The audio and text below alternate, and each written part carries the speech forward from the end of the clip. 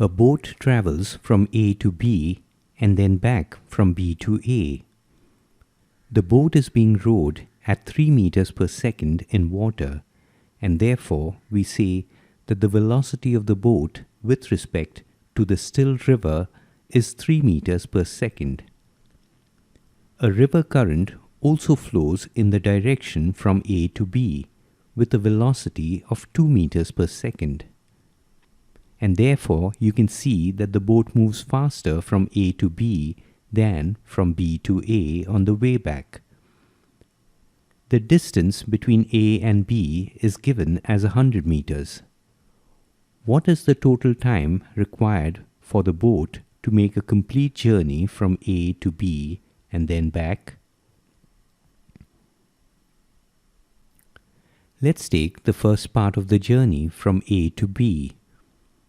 From the previous lessons, we have seen that the velocity of the boat with respect to the ground is the velocity of the boat with respect to the river plus the velocity of the river. And since they happen to be in the same direction, we obtain the velocity of the boat with respect to the ground as 5 meters per second. So a person stationary on the riverbank will see the boat moving at 5 meters per second from A to B, whereas the boatman who is rowing the boat is doing so at 3 meters per second.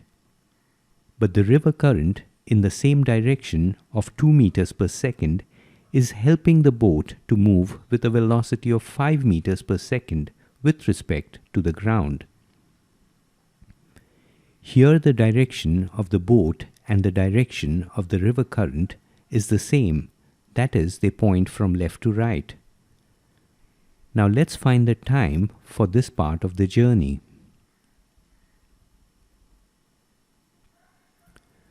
The time taken is the distance over the magnitude of the velocity or the speed of the boat with respect to the ground. So in going from A to B, it takes the boat 20 seconds. The boat now has to return back from B to A. So let's compute the velocity of the boat with respect to the ground on the way back. In this case, the boatman is steering the boat from B to A towards the left at 3 meters per second. But the current in the river continues to flow towards the right at 2 meters per second.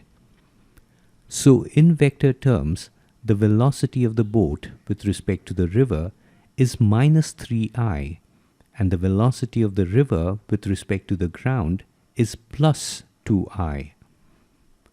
The vector addition of this gives us the velocity of the boat with respect to the ground, and this turns out to be minus I. A stationary person on the ground will see the boat moving from B to A at 1 meter per second, so much slower than from A to B, since the river current acts in a direction opposite to the rowing of the boat. Now let's find the time for this part of the journey.